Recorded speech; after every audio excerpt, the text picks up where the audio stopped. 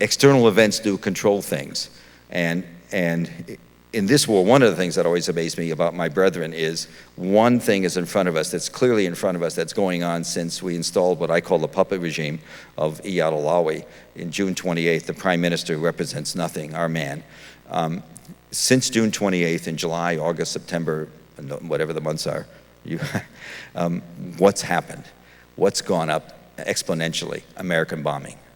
And we have no idea. We know it anecdotally. We're pretty open about it now in the Fallujah operation. You see a guy on a rooftop, you throw six flights come by and bomb him. But before that, it was going up exponentially. We don't know because they don't tell us how many sorties. That is one flight per plane, one mission of one plane. How many sorties, how much tonnage. My friends inside say the curve's like this. He's been bombing to save, he's the old cliche. Some of you may remember the old timers here.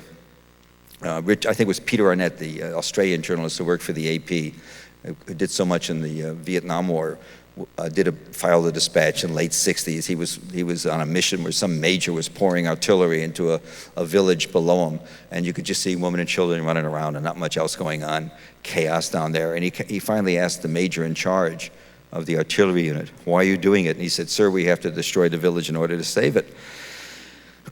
That's where we're at. Fallujah was destroyed in order to save it, and they're going to move on. Of course, it doesn't accomplish anything. And of course, it's just ensures that the war will spread. But that's what he's going to do. I have a friend, an Air Force guy I know, that worked on urban bombing. That was his thing, how to improve urban bombing. And when I called him over the weekend at home, I'm one of those people that 9 to 5 aren't my hours during the week. I don't do much then because I can get people in trouble with a phone call. But on weekends I can call him, and at night. And he picked up the phone. He has that caller ID, and he answered the phone. It's the colonel. And he answered the phone and he said, "Welcome to Stalingrad," he said.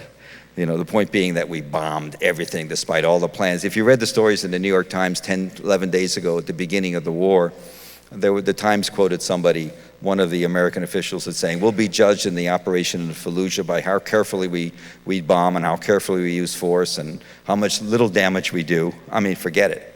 And so we don't have any embedded reporters at Doha Air Base, where I think they're flying out of, or at the aircraft carriers where they're operating out of. We don't have them. I know the Air Force is running the war. I know the Navy thinks, the hell with it, we'll do what they tell us to do, we're out of this. I know that the Marines always fight internally, brutally. They're the best infighters against the policy they think is stupid, which they think is stupid. But when time goes, they'll go in there and kill and be killed. I think, 400 casualties, 38 dead, and the rest seriously wounded, medevaced out. But they fought on the inside. The Army's position is every general looks at the other general and says, who's going to tell the powers that be that they have no clothes? The emperor has no clothes. Nobody's going to do it. Nobody's going to tell him that you can't win this. So he's going to go on. He's not going to read it in the paper because he doesn't read the papers.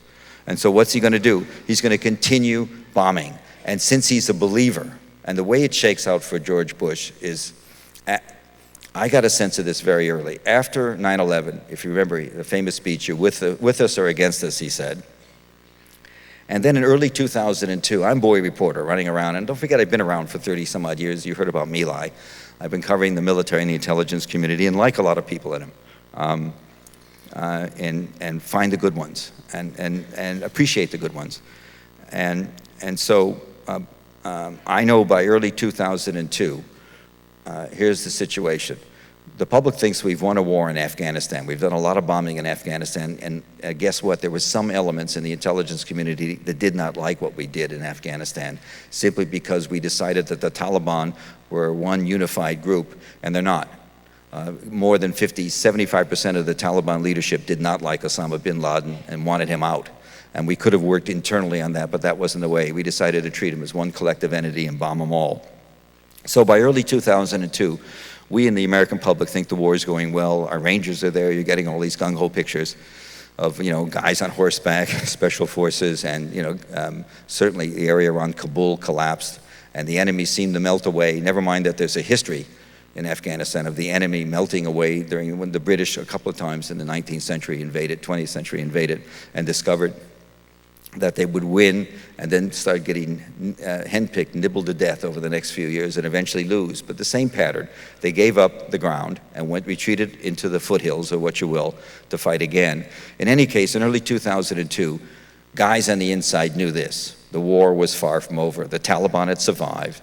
Al-Qaeda had survived. And we did have people, Osama bin Laden, no question, people who wanted to put crazy men in airplanes to fly into buildings and kill civilians. And those are people you really do want to eliminate in some way, presumably, obviously, in a way that doesn't diminish us, which is what the whole prison thing is about. The whole mistreatment of prisoners was another example of, it's a separate issue, but essentially we dehumanized everybody right away in both Afghanistan and Iraq, and this government let it happen. That's the point of the book I was writing, that from the very beginning, from the very top, there's culpability in terms of mistreating prisoners, and that's what, some of this may come out in a Gonzalez hearing if the Republicans let any Democrats ask questions. Probably a fair question, they might not. I'm always agog at the willingness of Democratic senators to give up their rights. Anyway, so in early 2002, guys on the inside, here's what's going on. This president decided to go to Iraq very early. February or March is the 2002, and everything for the next year. I don't know what game he was playing. I don't really understand how he thinks, but people who worked with him on the inside knew that after March of 2002 was not a question of whether, it was just a question of when. I'm talking about the National Security Council. And one of the things he began doing with the war very unsettled in Afghanistan, despite the public applause, he began to start authorizing Rumsfeld. And Rumsfeld, Cheney, and Bush, you've got to think as one unit. That's what it is. There's no differentiation. There never was. The idea that Rumsfeld would get fired after Abu Ghraib was a hoot. He's in it. They're all in it together. You know, it's the chronology, we can get into that, but they're together. They're together all the way. Powell wanted to stay on for a few months to try and cut into that, but he was driven off. He wanted to stay, not for long, but for at least 3, maybe more. He was wanted in a way. He and Rumsfeld were the true sort of competing issues, in which Powell always lost anyway. And the Rumsfeld we see now isn't the Rumsfeld I knew, by the way. He's this strange sort of maniacal person. He was different 4 or 5 years ago. I don't know whether 9/11 threw him over the top, or the taste of blood, or whatever it is. I just don't know. In any case, early 2002, we start secretly moving units. Our commando units, our SEALs, our Delta Force. The British are with us. They have something called the small boat units. They're commando units, and SAS. They're ultra commando, sort of secret units. We start moving anybody who has Arabic language out of Afghanistan into the Middle East, into a staging area, early 2002. And guys go nuts on the inside. And then it becomes clear that these guys, and the neocons we call them, the neoconservatives, this is the group of extreme right-wingers. They come out of 2 strains. Part of the neoconservative strain, I think, Gene Kirkpatrick, the whole notion of democracy was the way you would fight the Soviet Union and its republics, its satellites, with democracy. Max Kampelman, the whole Helsinki movement, the whole idea of trying to use democracy as a wedge to hurt the Soviets. That's one strain of the neocon. Another one goes back to a lot of intellectual blather, dealing with Cold War, turning against Russia, the disillusionment with Stalin, James Burnham, National Review, a guy named Max Shachtman. Some of you, I'm sure, have tracked this. The old Socialist Party, a lot of internecine warfare that ended up with a lot of extremely conservative people believing that in the middle 90s, getting together and believing that the solution to world peace would be to take down, somehow they fixated on Saddam and began writing by 91, 92 on Saddam had to go. This is the key. And somehow what had happened earlier with George, the first President Bush, had been a terrible mistake.